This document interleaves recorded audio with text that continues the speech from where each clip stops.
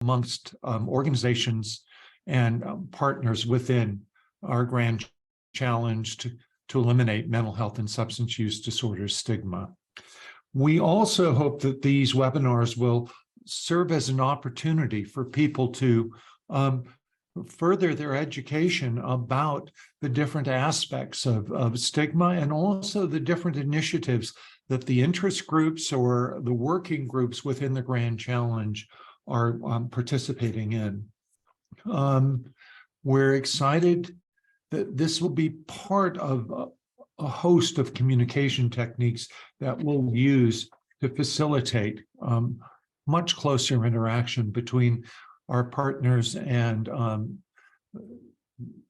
the leadership of the Grand Challenge.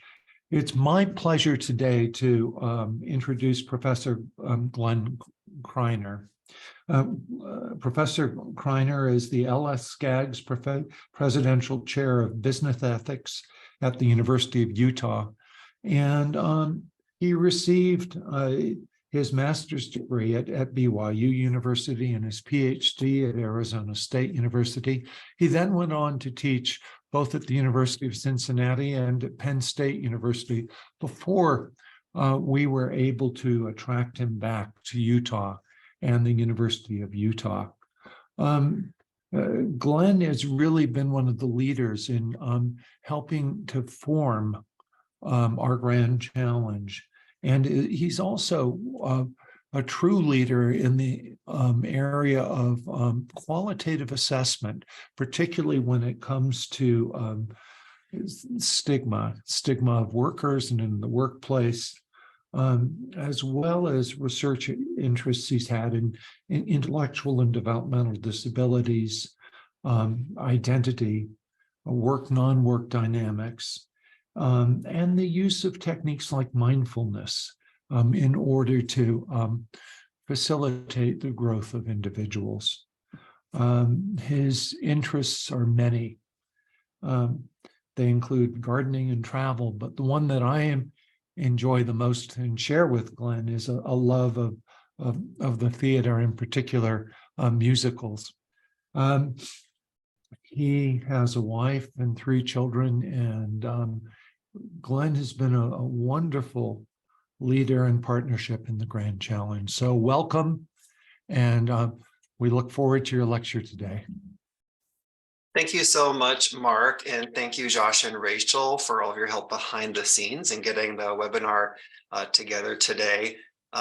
Everything that Mark said is true, especially our whole family loves musicals, but I promise everyone I will not be singing today. That is the only thing that I will promise, that I won't sing during the presentation today. So welcome, everybody. We're so glad that you're here.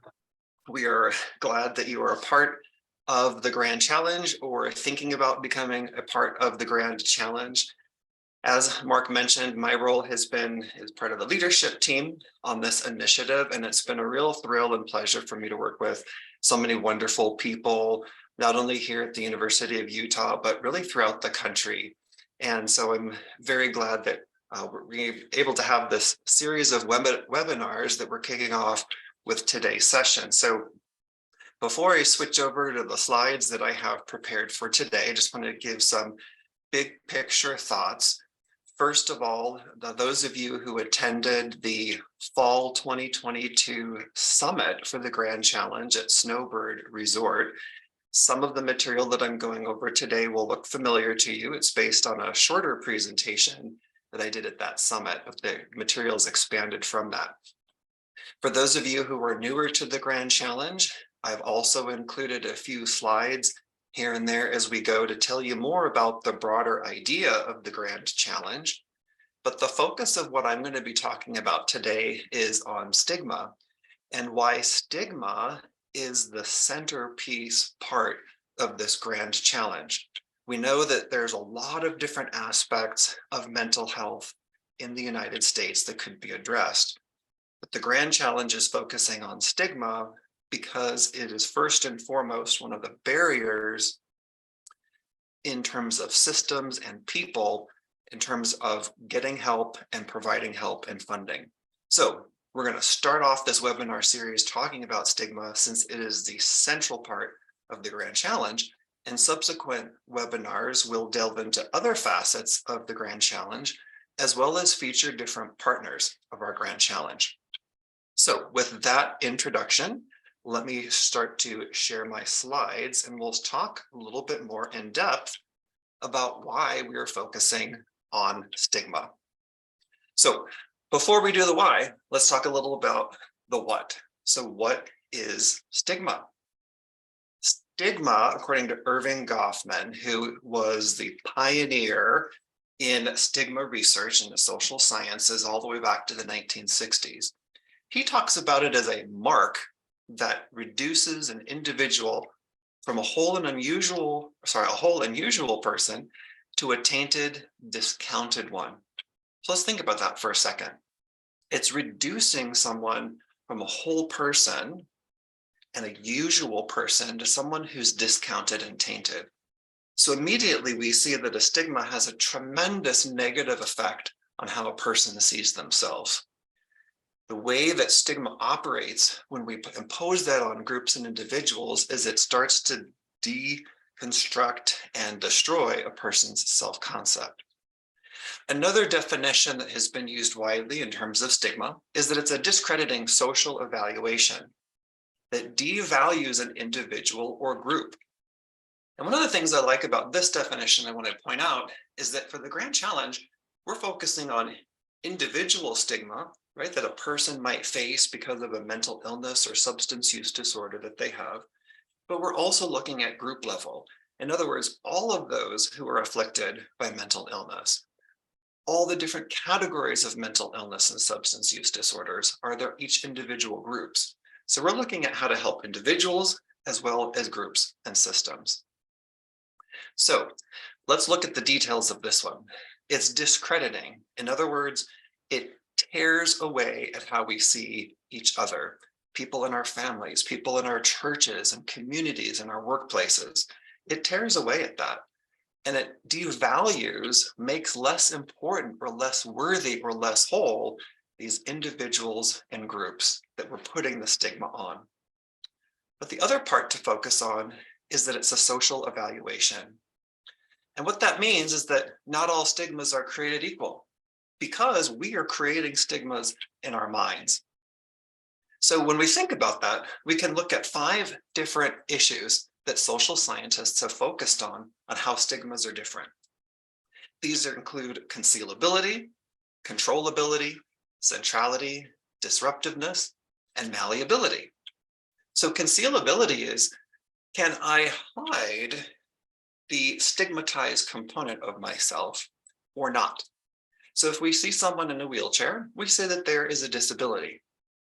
If someone has a hearing impairment, we might not know unless we see a hearing aid.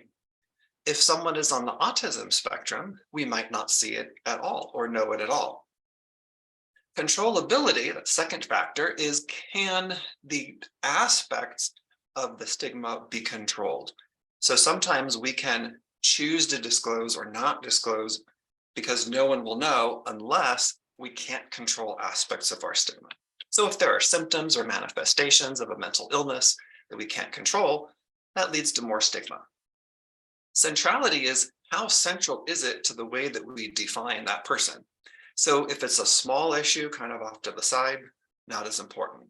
But if it becomes a big part of the image for that person, then it's even more stigmatizing.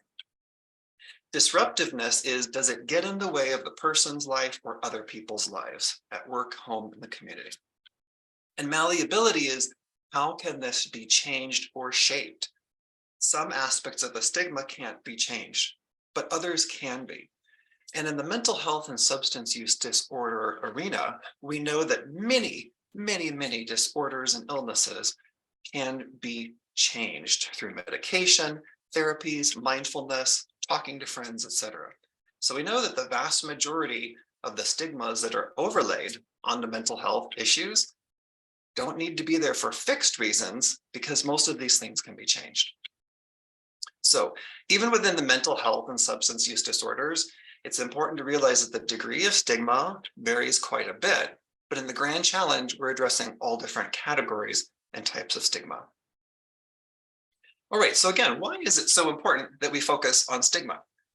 Stigma is getting in the way of making progress in the mental health arena. It's a huge barrier. Stigma prevents things like these: families, friends, coworkers, and leaders from talking about mental health problems. If I'm worried about what my peers at work or my peers at church or in the community or people in my family might think about me, I'm not going to talk about the issues that I have. And when I don't talk about them, I'm not going to get the treatment that I need, and the stress is just going to build rather than be relieved. Stigma also prevents policymakers from crafting laws that are free from discrimination. In fact, stigma reinforces through the legal process the discrimination that's out there against mental health issues. It prevents companies from taking action. What kinds of policies do companies have around days off, for example, or having to disclose mental illness issues upon applying for a job or asking for certain accommodations? Stigma prevents students from pursuing careers in mental health. Those careers often have a stigma attached to them. Therefore, fewer people go into programs that will help others in mental health. Stigma also prevents people from seeing, getting, and sticking with the treatment that they need. If I'm so worried about what people will think about me, I'm not going to seek the treatment, and I'm also more likely to stop treatment in the fear that people might find out about it. And then we also know that stigma prevents proper funding of the mental health system. There's a huge disparity between how mental health systems are funded versus physical health. So a couple of ideas here to reinforce the effects of stigma they have on the mental health system and how that is affecting us worldwide in our economy and our workplaces and our communities. NAMI estimates that untreated mental illness already costs us up to $300 billion annually due to lost productivity. And 41% of surveyed human resource professionals, this was a report that came out last year, believe their organizations don't offer enough support for mental health. So those are just two small examples of the ripple effects of the stigma around mental health that we see in society. So now let's look a little bit more specifically about how stigma gets manifest in society. We look at this at three different levels, and this is based on a 2016 report that came out that looked at stigma across the United States regarding mental health and put forward a policy agenda on how to solve many of the stigma-based problems. So the first level is structural. Structural stigma has to do with things like laws and policies. For example, on the law side, housing discrimination or employment discrimination, restrictions on people that are placed through the laws, or the ways that people are allowed to be treated because of mental illness or substance use disorders. Policies are also a part of the structural level. You can think about workplace policies, policies in schools, healthcare systems, insurance policies, the way the criminal justice system operates. All of these policies can either dismantle mental health stigma or reinforce mental health stigma. The second layer of stigma in society is public stigma. This is the way that the culture thinks collectively about mental health. This is the way that subcultures think about mental health. So for example, we can think of subcultures as regions of the country, states, counties, but also different pockets of society based on race, socioeconomic status, gender, etc. So we have kind of a national consciousness, if you will, around mental health, but we also have subcultures within the United States. So these perceptions that we collectively carry about mental health, that's the public stigma. So this would include things like stereotypes that we have around people with mental illness generally, or specific mental illnesses. So a big part of the grand challenge is to combat the ignorance that is a basis for so many of the stereotypes against those with mental illnesses and substance use disorders. I've also put in here the term courtesy stigma. Courtesy stigma is something that we affix to people who are associated with other stigmatized people. So for example, a prison guard might be stigmatized because they work with prisoners. Okay? In the mental health space, sometimes family members of those who suffer mental illness are also stigmatized. That's a courtesy stigma. Okay? Sometimes healthcare workers who work in the mental health space can be stigmatized. That's a courtesy stigma. So we want to address those suffering directly themselves with mental illness, but we also want to address those people in families, schools, criminal justice, etc., that have this kind of spillover stigma onto them. We also know that the public stigma leads to isolation of those experiencing mental illness. The third of the main categories around stigma then is self-stigma. This is how people view themselves. So if I'm suffering from a mental illness, it's how I see myself in regard to the mental illness that I'm experiencing. Okay? It has to do with the shame that we might feel because of the mental illness and because of the perceptions and stereotypes from society that have been put onto us. And it can lead people to have questions about, like, why should I even try? If people have those internalized negative stereotypes themselves that have been contagious from the public and structural levels, then that can be really demotivating and prevent them from getting and keeping up with the treatments that they need. So these are the three levels around stigma, and the grand challenge is looking at each of the three of them. We have been recently going through a very detailed process of creating a strategy for the grand challenge, which has involved leadership from across the United States from a wide variety of organizations.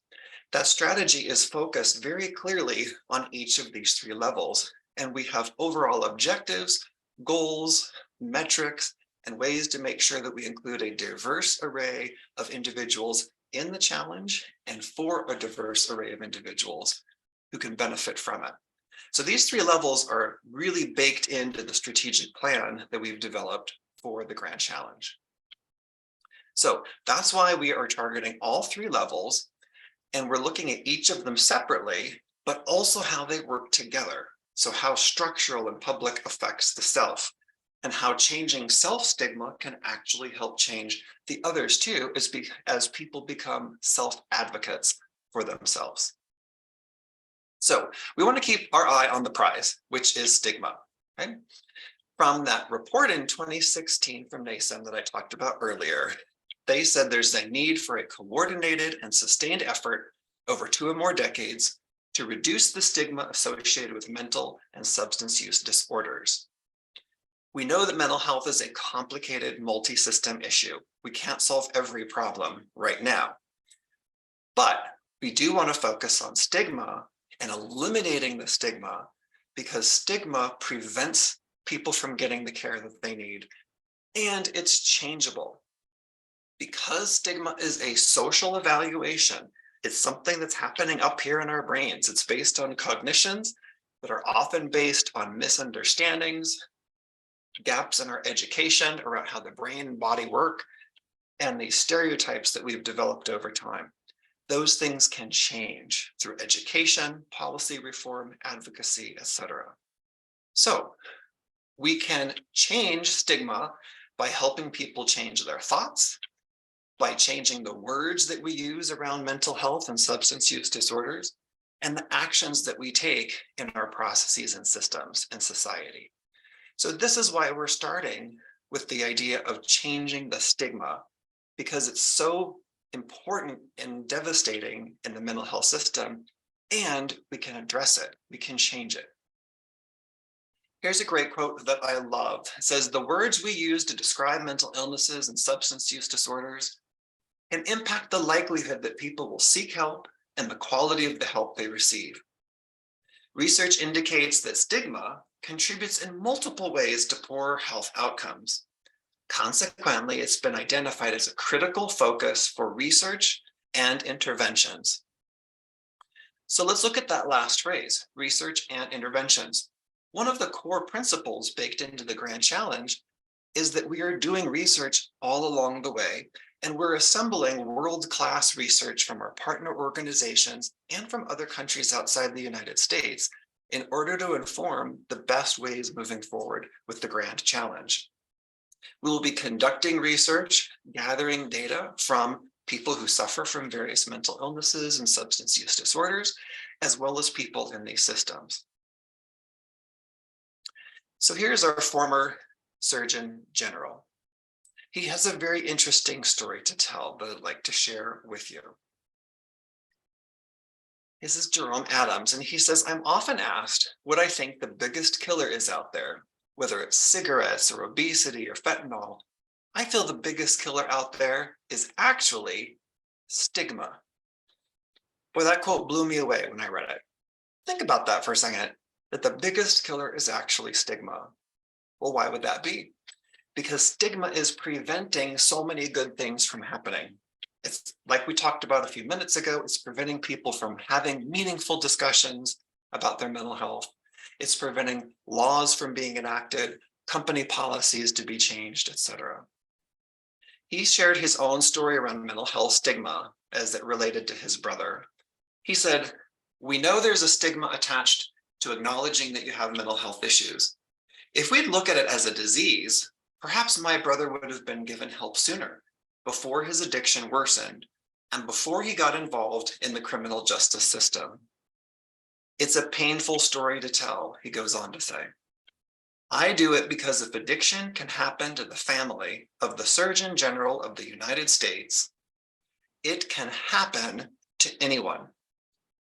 Now, what a profound point that is, because one of the stereotypes, one of the wrong perceptions that we have about mental health is that it's for just certain types of people, right? People who haven't taken care of themselves or families that are dysfunctional. No, mental illness and substance use disorders permeate life in the United States.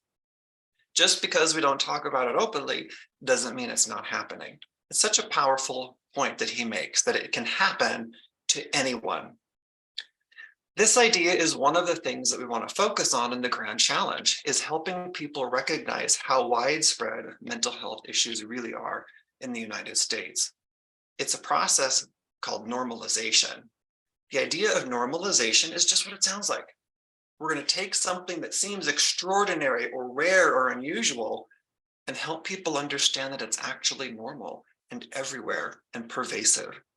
Because the more that folks understand the pervasiveness of mental health issues in the United States, the less they're going to feel like, it's about them, or they were a bad parent, or they didn't do enough for their neighbor. We can all improve, but we need to start with this idea that mental health issues are everywhere, not reserved for a small, select few people. Okay, so what are some of the things that we can do? What are some of the things we can do in the Grand Challenge? We know that this normalization process that I just talked about, it changes stigma. So instead of it having to be a discrediting social evaluation that devalues an individual or group, what we talked about a couple minutes ago, we are going to get rid of that stigma. We're going to exit out. We are going to not be discrediting, but we're going to have social evaluations of each other that don't devalue our friends, our family members, our coworkers, our neighbors, the people in our communities and churches. We are instead going to make normal the fact that everyone, to some degree, has some sort of mental health issue. We can think of it as a continuum of mental health rather than a dichotomy of some people have it and some people don't. That false black and white thinking, that dichotomized way of thinking about mental health, perpetuates the stereotype.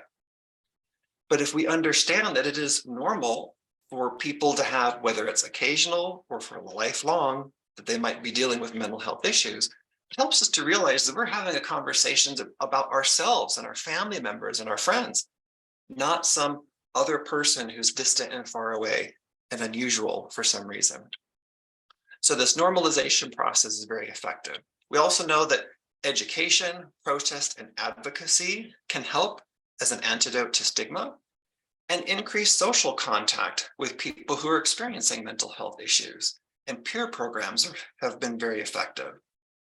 We also know that we can use media campaigns, and one of our partners, the Ad Council, talks about the air game and the ground game. So this is a great principle to keep in mind. The air game is like a broad theme. If you think about nationwide commercials that could be done, like public service announcements that you see on the television or hear on the radio or that you see on the web. These are unifying messages to get everyone on the same page around destigmatizing mental health. The ground game, by contrast, is comprised of customized messages that are targeted at different parts of society. So, for example, people in the South might respond to different messaging than people in the North, or people in different religious communities might respond to different types of messaging. All kinds of different demographics might affect the way that people respond to messaging around destigmatization. So we want to have both the air game of all being on the same page as a nation, but also specialized by audiences and parts of the population. All right, so how is the Grand Challenge addressing stigma? A couple of slides on this before I wrap up the presentation. One of the things that we have is a national leadership steering team, and this is comprised of leaders of several organizations and associations in the mental health space from across the country, as well as researchers who are experts on grand challenges and stigma in the United States. We also have strategic interdisciplinary partnerships with many associations, organizations, not-for-profits, and lots of different types of organizations. We also have working groups such as communication, diversity, equity, and inclusion that are core to the efforts because they are parts of the work or parts of the strategic initiative to make sure that things get done in an equitable and fair way, and that we are communicating with each other and our partners, as well as the United States. We also have interest groups that are currently forming. For example, I'm co-chairing one on workplaces and how we can partner with organizations and that are workplaces to destigmatize mental health issues there. We also have state level initiatives where we started with Utah because this is part of the Huntsman Mental Health Institute initiative here based in Utah. And we're also implementing what's called a collective impact model in order to make sure that we can have a long-term national impact on destigmatizing mental health. So some of these components of the collective impact model are that we have a common agenda. Well, we know what that is: destigmatize mental illness and substance use disorder stigma. We have shared measurement. So we have a metrics committee as one of the working groups, and metrics and measurement are being used throughout. We will be doing surveys and qualitative studies that tell us now where we are as a country and different parts of the country on stigma, and we'll be remeasuring every few years to make sure we're making progress. We also have mutually reinforcing activity so that partners can be helping partners.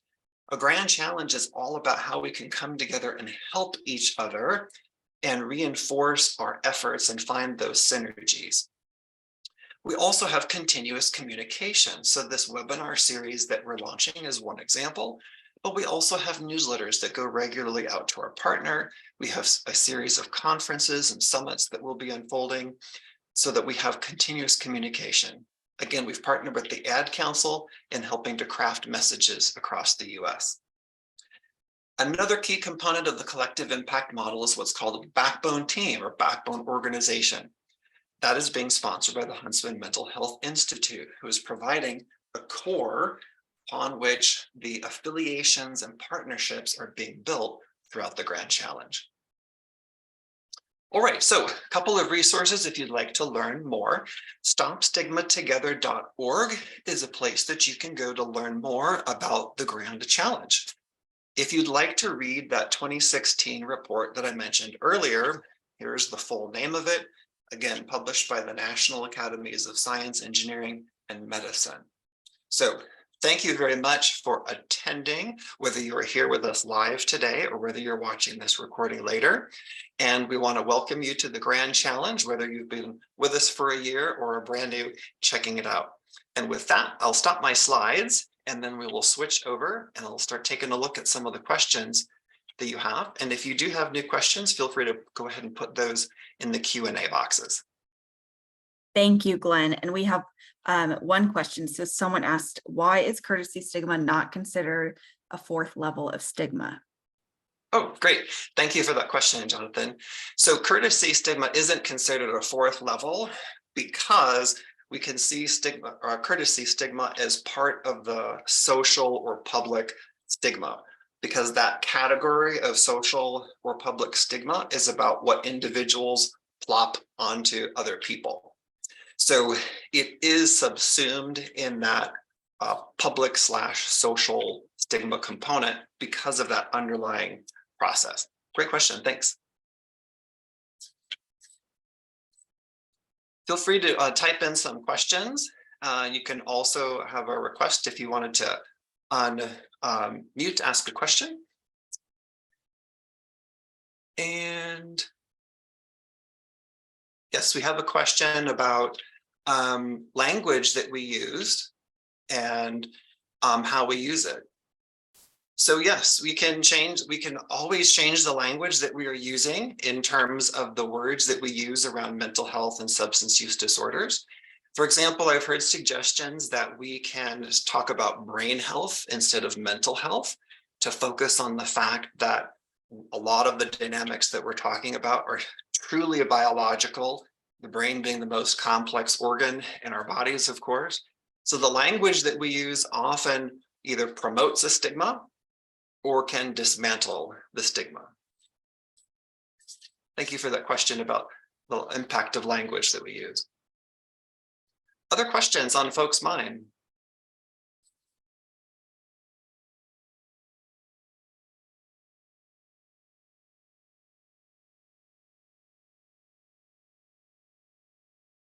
We'll give everyone another minute or two to jot anything in the Q&A that you'd like us to address. So Glenn, one more question. Is there going to be a look at stigma in subpopulations? Oh, yes. Thank you for that question. Yes, there will. And it's a huge part of what we're going to be doing. So in terms of measurement of stigma in the United States, for those of you who are familiar with what's called the GSS or General Social Survey, this is a survey that's done every few years, and they've been doing it for several decades now. But it's been a long time since the stigma around mental health was included in the General Social Survey. So we're actually putting together proposals right now to be a part of the next General Social Survey, which will be launched by the people who run that next year. That is as the name suggests, General Social Survey. But one of the things that we can do in that survey is actually what's called oversampling different populations. So that means that we would look at people who would not have a high number of respondents using a randomized or structured sample, and make sure that we have an oversample of that so that we can do subgroup comparisons across different types of demographics in the United States. So that's the quantitative side.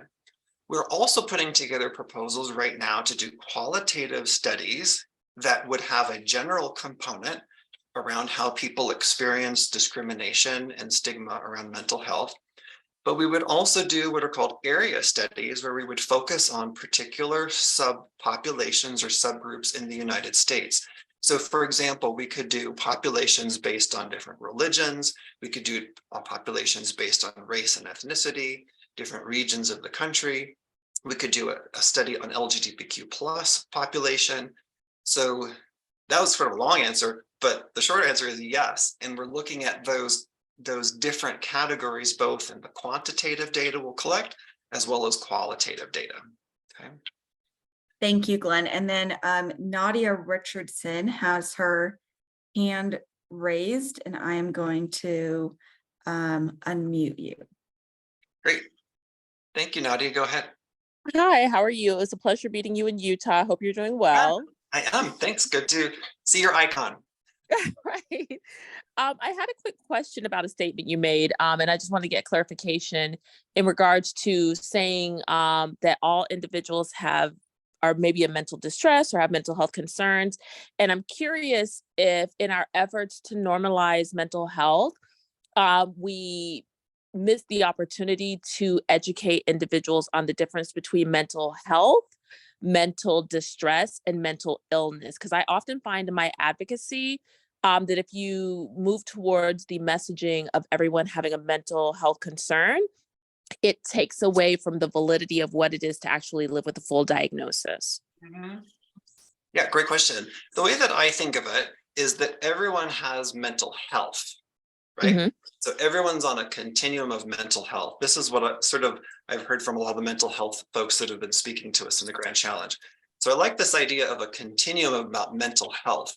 So there's a little bit of a difference, right? If we say that everyone has a mental health challenge, I think that would backpedal, right? We don't want to say that because not everyone has a mental health challenge, but everyone is somewhere on a mental health continuum.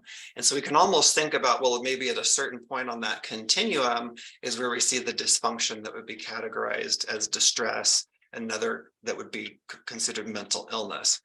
So what it helps us to do is to normalize this idea that everyone should be concerned with mental health, but there are different categories that we would want to respect so that it doesn't just kind of get what would I say, like oversimplified of like, oh, well, everyone's got a problem, and we don't care about it. So that's kind of the way that I have thought about it.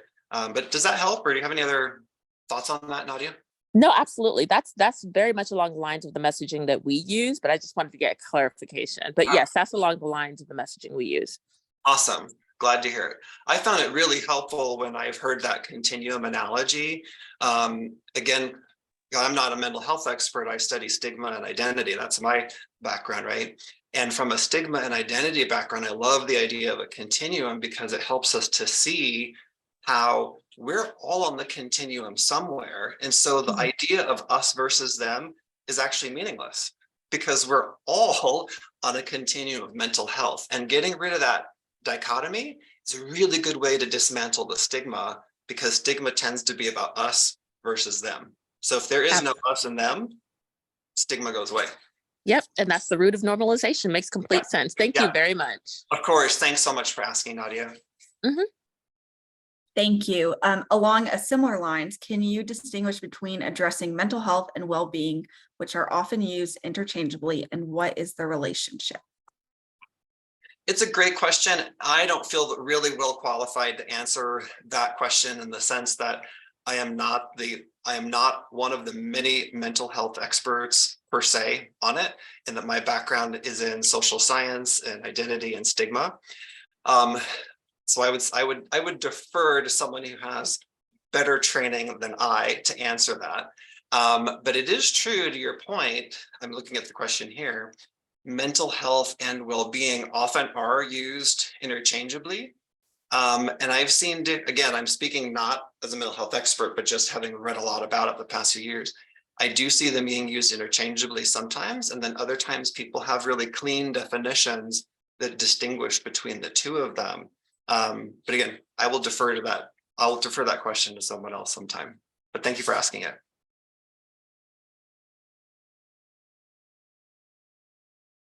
Thank you, Glenn. And then kind of a longer question, so I'll go a little slow, but a huge impact on social stigma is based on mainstream media. What partnerships are being made with the film and TV and music industry? 13 Reasons Why, for example, has now been shown to be linked to an uptick in teen suicides and suicide attempts due to their blatant disregard for well-established safety rules. ECT is also under attack by organizations like the Church of Scientology. Are there efforts to address or fight these strong forces that influence stigma nationwide? And I'll copy this into the chat as well, just so that people can reread. Great. Thank you for reading that, Rachel.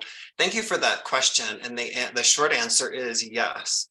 We are making partnerships in the entertainment industry. We had initially planned a fall summit that was going to include entertainment industry, journalism, and social media. And as we got into the details of starting to plan that summit, the feedback that we got from those groups was that it would be better to have customized summits for each of those audiences. So we are going to start with journalists this fall, and then we will also have a specialized summit for the entertainment industry and a specialized summit for social media influencers in the mental health space. So we know that through partnerships, we have begun to form partnerships with people who would help us to create that summit and potentially co-sponsor it. But yes, we do have some partners that are coming on board in the entertainment industry, including folks from a couple of networks, couple of broadcast networks, cable networks, etc. So yes, agreed that they're important, and yes, we are working with them. Thank you. Quick comment, Danny, I just want you to know that Dana sent you a link. You should be able to see that in the answered questions. We have a question from one other person. How will this proposed research or needs assessment translate into structural change so that the stigma is decreased through change language, i.e. DX and labeling? Great question. A lot of that answer will have to come from the findings of the research itself. Especially the qualitative component of what we're putting together is going to allow us to drill down into people's lived experiences, meaning we're going to have a whole arsenal of firsthand narrative accounts of the experiences that people have had in their lives, again, at work, in the community, in the family context, in their churches or organizations that they volunteer for, how they've experienced discrimination and or stigma in the mental health system itself. And these stories will allow us to hear from their first person perspective the kinds of language that has been most harmful, the kinds of language that sometimes friends or neighbors or even healthcare practitioners will use that reinforce a stigma, versus the language and words and phrases that help to destigmatize. So being able to understand their perspectives of how they have received that treatment and heard that language will allow us to then say, here are the types of experiences, words, and phrases that reinforce the stigma. Here are types of words and phrases that experience that dismantle the stigma. The other component of that we can then help with from those findings is that we're going to be doing on the structural side, since that's another part of the question, we're going to be doing what's called a legal mapping study. And a legal mapping study is going to be looking at all 50 states and going to be looking at laws at the state level that either reinforce or dismantle stigma. And what's that going to allow us to do is be able to see where things are working well, which states to target and which types of laws to target. By taking these two sources of data together over the next several years, we can look to see the types of language that's helping or hindering, and then look at the laws for that type of language to see which laws are helping or hindering. So it's a way to connect first-person experience with the legal and structural components. Great question. Thank you for that. One more question, but a quick comment first. Nadia, if you could just type in the Q&A and let me know if your hand is raised again or accidentally still raised. I just want to make sure we touch on you if you have another question. In the meantime, one more, you mentioned that one of the 3 levels stigma manifests is in the structure. Are there any plans to partner with federal agencies to approach stigma in this realm, or is there a working group for this? Yes, great question. Yes, we are partnering currently with a couple of federal agencies, and the hope is that we will be able to engage even more federal agencies as the Grand Challenge continues to grow. And at the sort of looking at the national level, yes, we have federal agencies, and we're also at the State of Utah initiative working with folks at the state government. So sort of a broader commentary too in response to your question. One of the things that we're looking at in terms of the Grand Challenge overall is that we're focusing first on the national level overall, but here in Utah, we have the Utah initiative that we're starting, and we're going to be able to learn from each other. So we'll be able to learn from federal stuff and state stuff, and we'll have open lines of communication between these two initiatives. And the Utah process that we're going through can be used as a template that other states would be able to adopt eventually. Sort of like we're going through the learning curve, so to speak, of what this looks like at the state level that could then be translated to other states as the grand challenge continues. So I just wanted to say that because in addition to those federal agencies, we also want to be looking at that state level and eventually county levels, because that is where so much of the healthcare is actually provided. Thank you. Not a question, and we probably have time for one more, but someone did comment and I just wanted to share the positivity. Wow, I love the legal mapping. Yay. Please look at legal issues around mental health on medical and legal and other professional licensure language and state-based barriers. And we did just get one more question, which I think will be our last question. Someone has asked, as members of the Grand Challenge team, are we going to be open with each other about our own mental health conditions? It seems to me this would be important. So we are walking the walk ourselves. Great question. Absolutely. Great question. So short answer, I always have short answers and long answers, right? Short answer, yes. The leadership team and those who were involved in the working groups leading up to the Fall 22 Summit, where we had around 200 individuals from across the country, we all participated in a survey going into that summit that asked about ourselves, demographic information, our interests, groups that we might want to form or be a part of. And a part of that survey was actually mental health conditions that we currently experience or had experienced in the past.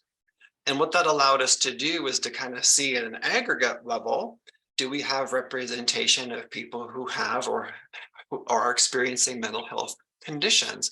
Because we want to make sure that we are inclusive on lots of dimensions, but including people who have lived experiences with mental illness themselves. So that's sort of at an aggregate level, but also what we did at this summit was we had a lot of, I call them parent shares or turn to your neighbor table talk kind of discussions where people had an opportunity, if they wanted to, disclose those kinds of issues with people at their table and another conversation, so that people have the opportunity to be open about it.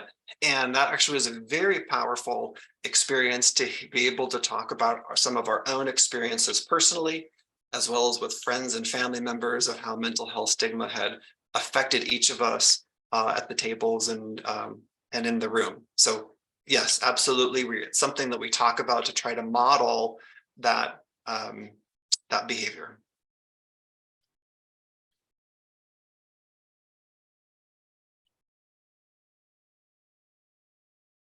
All right, so that was the last question. So thank you very much for your participation in today's event. Again, whether you watched live or whether you're watching this recording, please feel free to reach out to Rachel or Josh or go to the stopstigmatogether.org website to learn more and find out how you can get involved. And again, thank you all so much for your participation.